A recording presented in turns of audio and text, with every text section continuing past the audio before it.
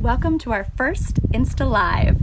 We've transitioned from our Sip and Socialize virtual happy hours, which we did on Zoom, to this more spontaneous format where we're able to just connect with you in live time and to be able to share a little bit more about our brand, get you to know us a little bit better, and then also to just share ways to educate, entertain, and share experiences. And I'm super excited. We have a guest host today, so bear with me. I need to add him on. But we have a really, really cool topic, and bear with me as I add him.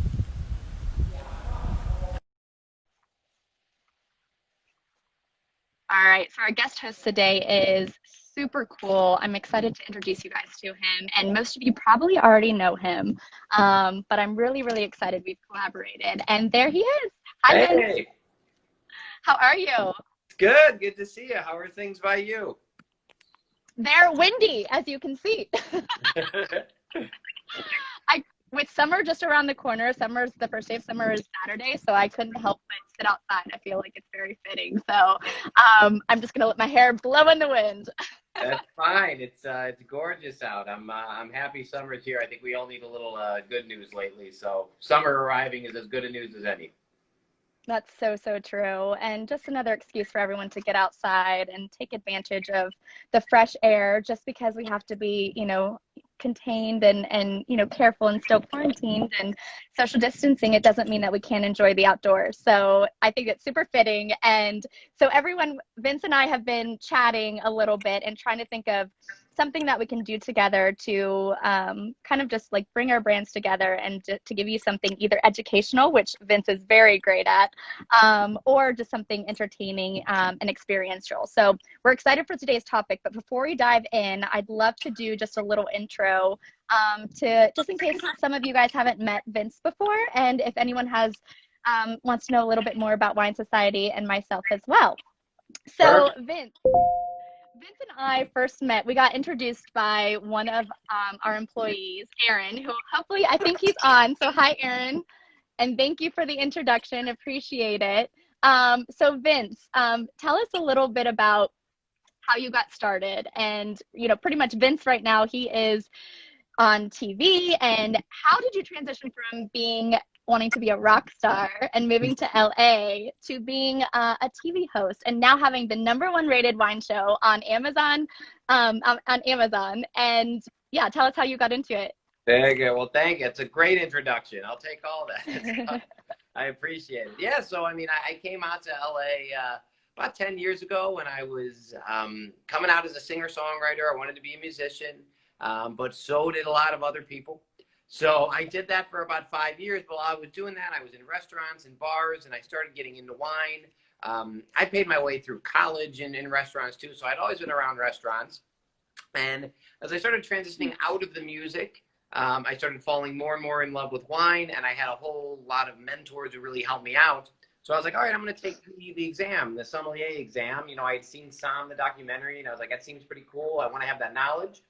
So I started doing the courses, and what I found was that there was no easy way to learn about wine. So, I wanted to learn the way I'm comfortable learning, and I think a lot of people are, which is I wanted to watch video. And there were some videos out there, but they were guys in front of their YouTube camera, which is fine, but nobody was combining wine with travel was my thing. And wine is so tied to the place it comes from. And it's also tied to everything around the wine. So it's the culture and it's the food and it's the whole area that it comes from. And so I decided that I kind of had a unique skill set. I could do video production. I was comfortable in front of a camera. And then I had the wine knowledge from going through the sommelier exam. So I had this kind of unique opportunity to make a wine television show. And so the first season was great. We did all kind of local stuff. We did Napa, Santa Barbara, and Paso Robles. And then the second season, started going a little further. We did Sonoma, we did Oregon, and then we did Prosecco, Italy. And so what we do every episode is we go to the wine region. You learn about the grapes. You learn about the place. You learn how to cook dishes that pair with the wine.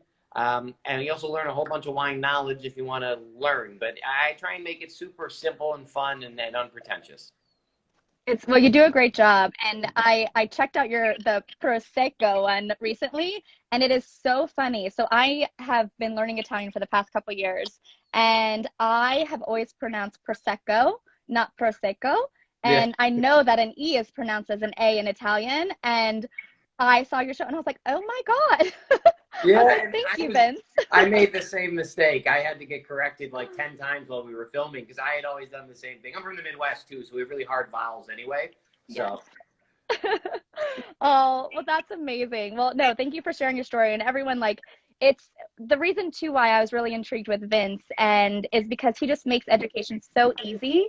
And that's one of the things that we try to do at Wine Society as well. I started Wine Society wanting to believe that, it doesn't have to be so intimidating and it should be enjoyed kind of as they do in Europe, to where, it's part of a daily ritual versus a special occasion, and to make it more approachable. So simplifying everything that we can about wine and just taking it to what it's really there for, and enjoying it with, the people that we're with and the environments that we're in, celebrating occasions like the first day of summer coming up. So I think there's a lot of good synergies that we had together. So I'm so excited to have you on with us today. yeah, thank you. Well, I mean, I love that, and I love that about your brand. I mean, just what you said, in Europe and other places, wine is more food than it is alcohol. Like, it's just kind of, it's very ubiquitous with everything else in the culture, and we don't do that as often here. So I love how your brand is, the juice is solid, but it's super casual. You can grab it, take it down to the beach or the picnic, and you don't have to worry about a corkscrew and a bottle and even a glass if you really don't want to. So I love that about it. Thank you. Thank you so much. Well, yeah, we've tried to make it as easy as possible to enjoy. And so I must admit, I totally cheated for today's topic. I could not wait. So I tested out your cocktail and oh my gosh, Oh, perfect. it I is like your garnish unreal. too. I needed a little assistance. So, Yeah. guys, this is my rendition, and I put everything in backwards. So, Vince, I would love to hear the best way to assemble the cocktail. If you could spend a little time on that as well, because I totally messed it up and then couldn't muddle the mint. So, Sure. I'm not a cocktail genius, but that's what Vince is here to show you guys. Yeah. But I'd like to turn it over to you. And yeah, tell us how to make this unbelievable, amazing cocktail that makes me feel like I'm in a resort and sipping on a amazing spa cocktail. Sure. All right. I'm going to flip the camera real quick, and then because I got the whole little setup here, so give me one Great. second. All right. I have my lovely assistant, my wife, running camera. Thank you. Thank you. Nice to You're meet you. All right. So can you see everything? We're all good? Yes. Yeah. Okay. Cool. Yeah. So this cocktail is something, a lot of people do like wine spritzer. That's a thing, and that's basically like wine and soda, wine and Sprite. And this is a much more fresh way to basically make something that's super, super similar, but no, artificial corn syrup from the soda or anything like that, using the real ingredients. And so what you want to start off with is just a little bit of mint. And I know you mentioned muddle. You actually don't really have to muddle it. But what you want to do is you want to activate it. So when you take it, there's these capillaries in the mint. So if you give it a slap, it'll pop those open, and we'll just drop those in. So you start off with your mint, and then I'm using cucumber ribbons because I like the way they look. If you have a vegetable peeler, all you do is you take the whole cucumber and you just kind of go down the length of it. You can do it with a knife if you're careful too, but this is a really easy way to kind of get some nice thin slices in there. If you really want to get fancy, you can spend some time kind of like getting a long one and putting it around the glass, but you don't have to do that. But when we stir, we're going to get a lot of this cucumber and mint flavor just in there naturally from adding it to the drink. So we'll drop those in there. So now you have your cucumber mint base. So here's the, I'm going to measure the cocktail. You don't have to measure if you don't want to. I have a jigger and I like to measure for consistency, but you can approximate. So to give you an example, we're going to start off with lime juice. We're going to do about a half an ounce of lime juice, and depending on how much juice you get out of your limes, that's like a little more than a half of a lime. So about right there. So we're starting with a half an ounce lime juice. This is simple syrup, which is 50-50 water and sugar. I'm going to do a half an ounce of that, so equal parts lime and the sugar. And then we're going to use some of our fake white wine. And maybe you can tell them real quick, tell them a little bit about this wine that you're going to know better. Sure. Absolutely. So he is making the cocktail with our Fate White Blend. It's a primary Chardonnay, but it's not a typical Chardonnay you would think of. It's a little bit lighter, a little bit more refreshing. So it's kind of got a little bit of citrus notes. So it pairs perfectly with the summer cocktail that he's creating. And this is, again, kind of a way to make it a little bit lighter for the summer, less calories, because I know that's definitely a thing that people care about over the summer. Sorry, I had to keep the ice cold and I forgot to get it ready. All right, so I did about 4 to 5 ounces of that, which is typically, that's like about a glass serving, maybe a little less. So I threw that in there with all the ingredients, and then about 2 ounces of bubbles, just club soda. And then finally, we'll just put in our ice cubes. Fill it nice. I like that you have the bigger ones. Yeah, I like the big ones. They don't, especially with wine, wine isn't as strong as a lot of spirits. So what you want to do is, if you have like bigger style ice cubes, like definitely don't use crushed ice because you're going to water it down. So the bigger the ice cubes you have, the better. That'll still fit in the wine glass. And just give it a stir to kind of incorporate everything and chill it down a bit.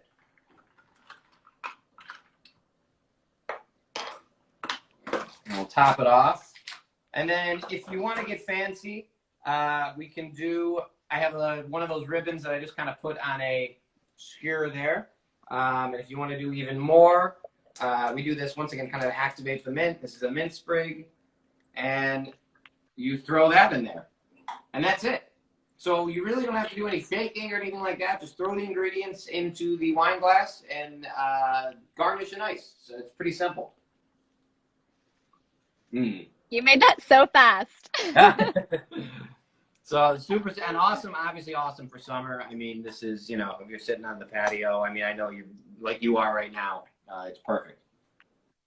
Yeah, it's great to have that cocktail that you can have on hand. That doesn't take too many crazy ingredients that you have to that you might not have on hand. But this one's really, really simple. Like even that simple syrup, you can create that with, what is it, cane sugar? A little bit of cane sugar? It's just 50-50. Yeah, this one, simple is 50-50, just the white and water, and that's it. You can do cane sugar too, or any of the raw sugars. But for like something like this, white sugar will work great. Oh, that's great to know. That's awesome. I was able to find it in the store because I almost bought a bag of sugar and I was like, cane sugar, cane sugar. Yeah, so that's like more the raw sugar, and that's totally fine too. That'll work. It's great to know that it's super flexible. And two, yes, even though I messed this up and did not do mine directly according to the ingredients and the layering, it still turned out delicious. I think the taste is still the same. So even if you don't follow the directions, and I'm not a measurer, so I don't even have any of my cocktail. I stirred it with my straw. I don't have any of my cocktail stuff yet. We just moved into our new house. And so yes, I will definitely have to get some of those though, because I'm going to be baking this like every day. Yeah, perfect. Yeah, and then like I said, you don't need to measure it. I mean, you can taste it and say, oh, it's too sweet or it's too tart, and you can adjust appropriately if you want to, that's the fun of cocktails. Yeah. Now tell us why. So I think too, like when you first proposed the recipe, I was like, ooh, cucumber. Like that it sounded amazing. And one of my favorite cocktails is through cucumber because it's just so refreshing. But I never thought to pair that with our Fate wine. And it is, like I said, I'm just so excited because it is out of this world, so good. And I just can't, I wish everyone could like take a drink out of mine and like sip it on, take a sip. But what made you think of cucumber? Yeah, with the Chardonnay. The cucumber mint combo is a pretty common thing in the cocktail world, and because you have, like you said, a kind of a lighter style of Chardonnay. If it was super super rich, I don't think it would go quite as well. But because it's a nice full body, so it can stand up to a cocktail, but yet it's still kind of on the lighter side for a Chardonnay. So it's got those fruit characters that'll be kind of accented well with the fresh character. That was just that's how I kind of came up with it. Well, it's amazing. So thank you so much. And will you say the name of the cocktail that you created again? Oh man, we called it the Fatal Spa Water, right? Because there is like a spa water that you get with the cucumber mint in it. It's perfect. Fatal Spa Water. So yes, be sure. What do I got here? Yes, it's perfect for summer. I even got up my summer napkins ready to rock. But perfect for the pool. Put it in your tumbler. Like I've got my plastic glass here. And take it. You can even put it in a koozie. Oh, one tiny second. Bye. My husband's leaving. Love you. uh, he's heading to go check out some stuff for work. So sorry about that, guys. No, no. The joys of working at home and all the interruptions that you get while you're on video calls. So Oh, when tell me more too, because we're obviously today we're talking about the fate, which is the white, but you have yeah. the red and the rosé too, correct? Yes. So all of our wines are from California and they are all kind of just blended. So I personally like hand pick, the growers that we work with, and a lot of them are family owned wineries, which is really, really important. And the thing that's sort of different between our wines too, and especially coming in a can, because a lot of people still think, oh my gosh, it's a canned wine, is the quality not as well? So that's one of the things that we really focused on, was making sure that the quality was as good as you expected from like a really nice spot. So if you're looking, maybe not really nice, but kind of that $30 to $40 range, like those kind of wines is what we kind of molded the our wines after. And it's at the price point, they're $9.99 in retail. So you can basically you can make cocktails with them, you can cook with them and not feel guilty. So that's kind of what we wanted to do without sacrificing the quality. But our other ones are a temp red blend. So it's a primary Syrah. It's Syrah, Petit Syrah, and Petit Verdot. And then we have a rosé, which is it's basically it's not exactly 30-30-30 because obviously there's 10% in there, but it's kind of like a split between Barbera, Zinfandel, and Syrah. So you're going to get a little bit more color in our rosé, and it's just a little bit more on the palate. But again, it has kind of some nice like strawberry, raspberry notes. Again, really refreshing and great for summer. And then our red is probably the boldest red that, at least when we started the company, the boldest red that came in a can. Because I like a really, really bold cab, or I love like Brunellos from Italy, and so I'm really used to that. And ours is a Syrah, so it's not quite like a cab or the typical Pinots that you'll find in a can, but it's not disappointing, and it's super smooth. It doesn't have too many tannins, so it pairs really well with or without food. So it's a great option for anytime, anywhere enjoyment. Yeah, no, I love it. I mean, the juice is super solid. I've got to try them all now, and the other thing that's really nice is the benefits to the cans. Like you said, like some people, 50-50 on all cans, but there's so many benefits, from recyclability to shipping to convenience to durability, that a lot of people don't really think of. And so, even down to carbon footprint, when you're shipping the cans from place to place, they're so much lighter than bottles. So there's a lot of really cool benefits to the cans. And then the nice thing is it's basically 3/4 a bottle, correct? It's 500 milliliters versus, so it's like enough, correct. 2/3. So like, especially like maybe it's a, weeknight, you're not trying to plow through a whole bottle. I think it's like the perfect amount. That's exactly why we chose that, because a lot of times too, we'd be at dinner and it'd be, my husband and I, and we'd open a bottle and there's kind of always that like last glass left, and it's like, all right, do we split it? Who wants it? We don't really need it, but then we do, and then it's like, well, do we open another bottle now? So you get in that dilemma. And then traveling to Italy, they serve it in the half carafe, which is about 500 mLs.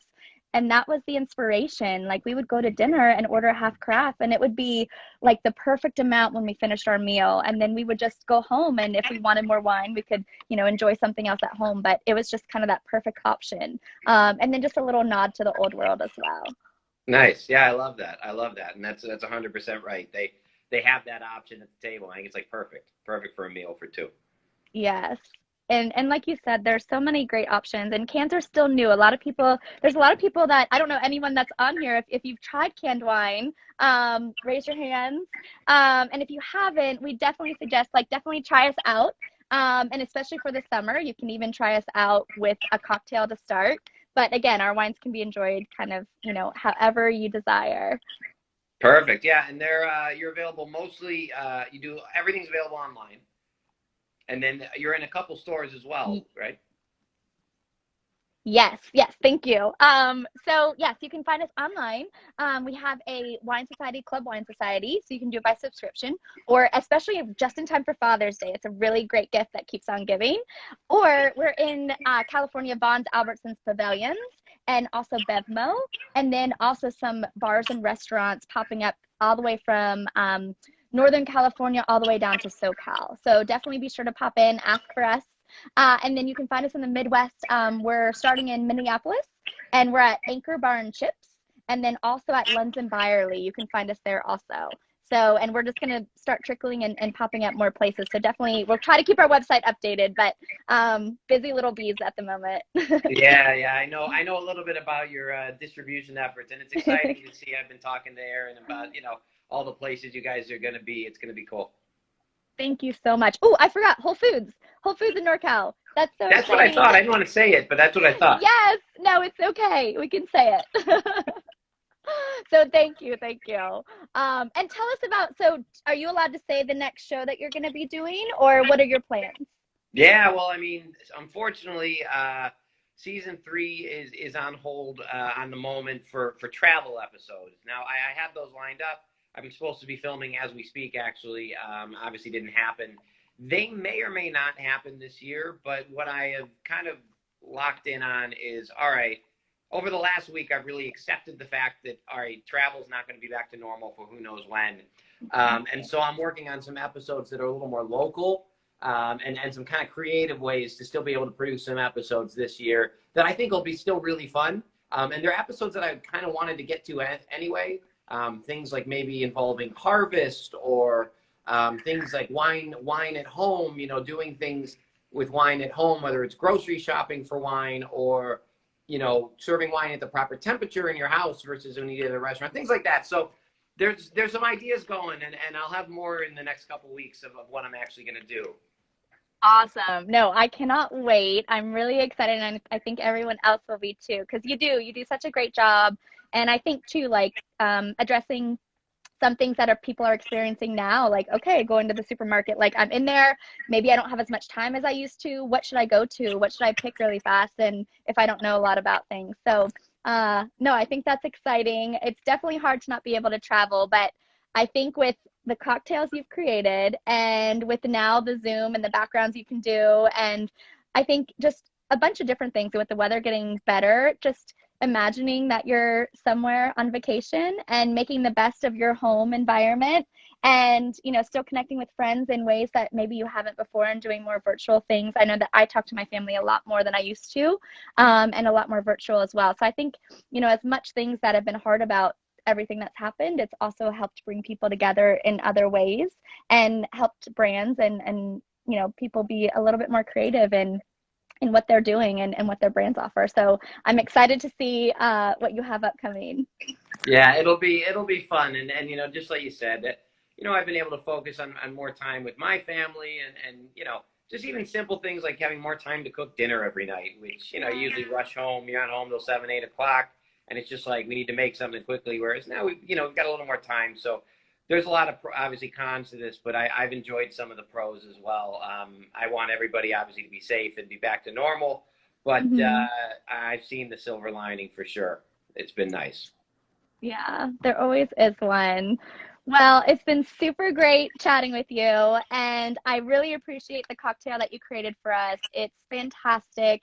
It really represents our brand well. It's just amazing, a nice low-cal option for the summer, and it has your spin on it. So thanks for walking us through it, and it's been so great chatting with you. And we're going to post, also we'll post this after. I got to figure out how to do that, but I guess you can repost this. So we'll do that, and also the recipe as well, so people can go back and hopefully rewatch this and make the cocktail with you. Perfect. Well, thank you so much thank you for having me, and thank you everybody who tuned in. I see some of you in the comments. I appreciate it.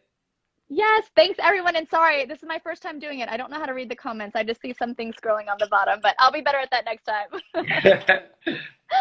All right. Well, thanks, Vince. So great to see you. Thanks everyone for joining. Have a great day.